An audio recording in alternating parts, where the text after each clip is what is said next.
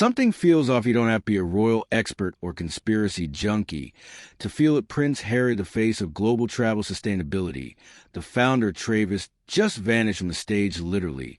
He was supposed to be in London on June 25th for a major executive summit. That wasn't speculation.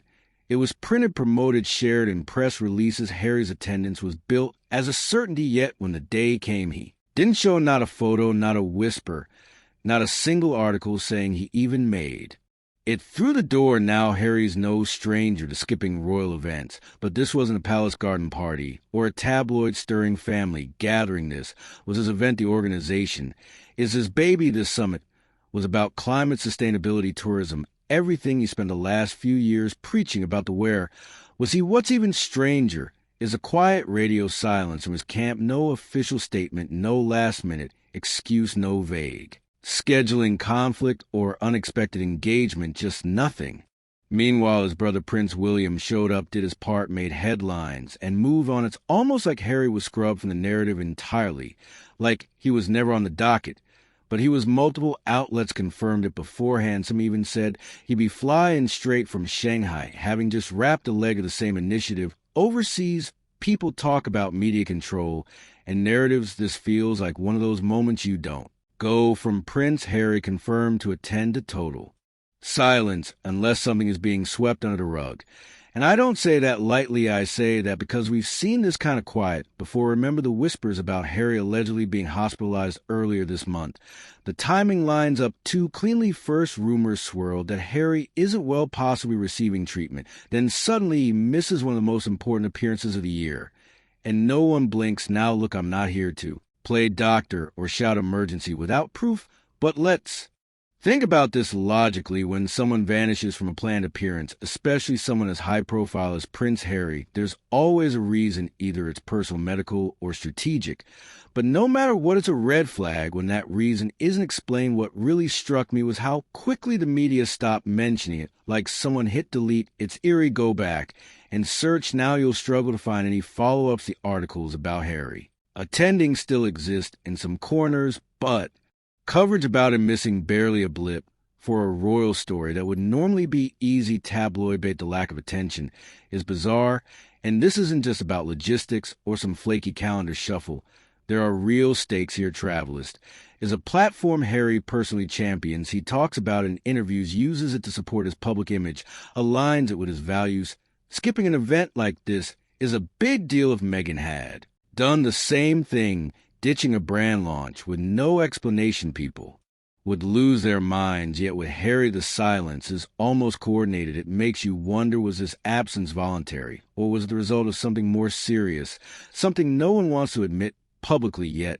Because the more you look at this, the more it feels like a crisis unfolding quietly, one that nobody wants to talk about. But that doesn't mean we shouldn't. In fact, it makes it even more important to dig deeper. Something is going on. And if we're paying attention, the signs are all there. The contrast between Harry and William right now is sharp. William's out there smiling, shaking hands, speaking on panels. He was recently at the London Climate Action Week, rubbing shoulders with figures like Jason Koff and Mike Bloomberg. He even announced he'd be traveling to Rio de Janeiro later this year for the Earth Prize ceremony. He's working, showing up, doing the job.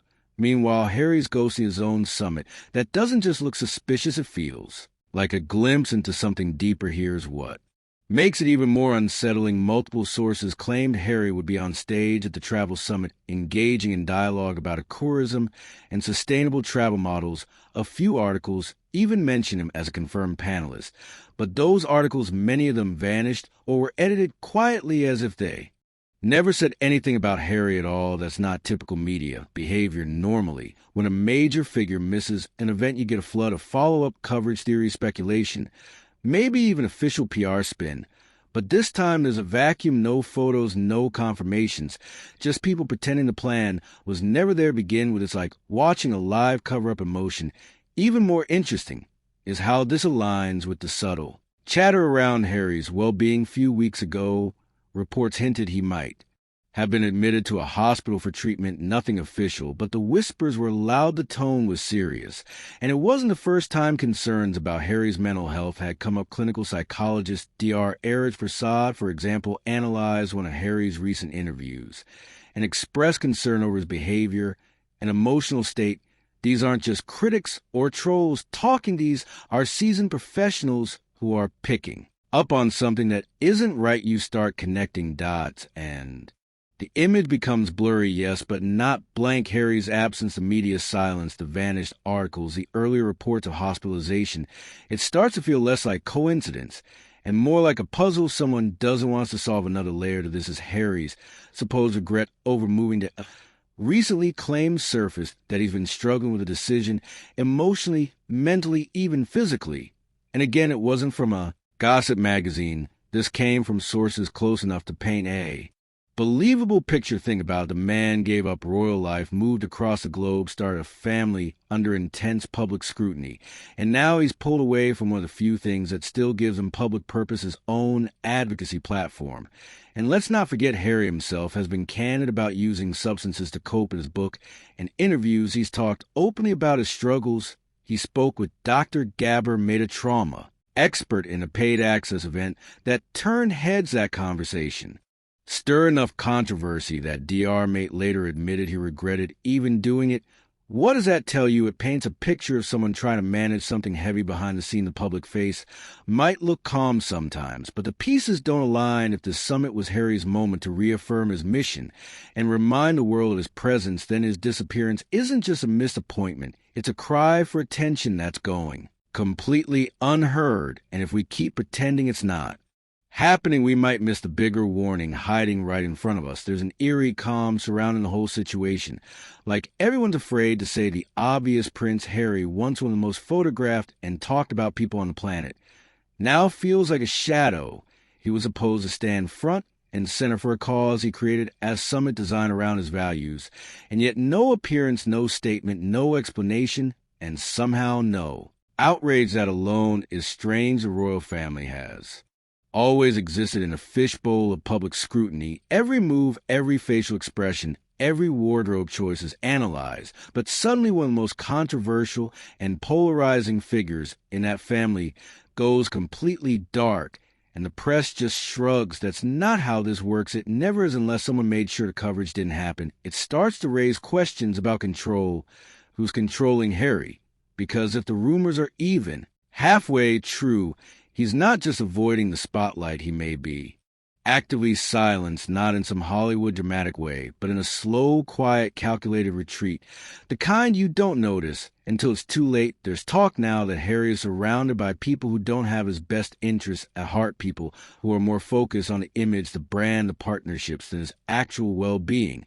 And that's the dangerous part. Fame can isolate you when your entire life becomes a performance. It's easy to lose yourself in the role. This isn't about whether you like him or not. This isn't about his past decisions or royal exits or how you feel about Meghan.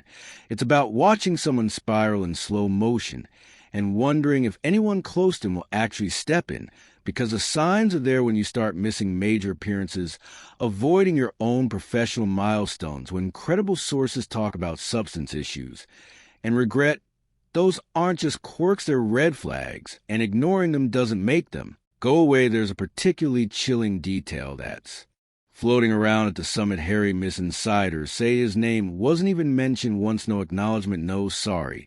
He couldn't be here, nothing. It's like the organizers were told to pretend he didn't exist.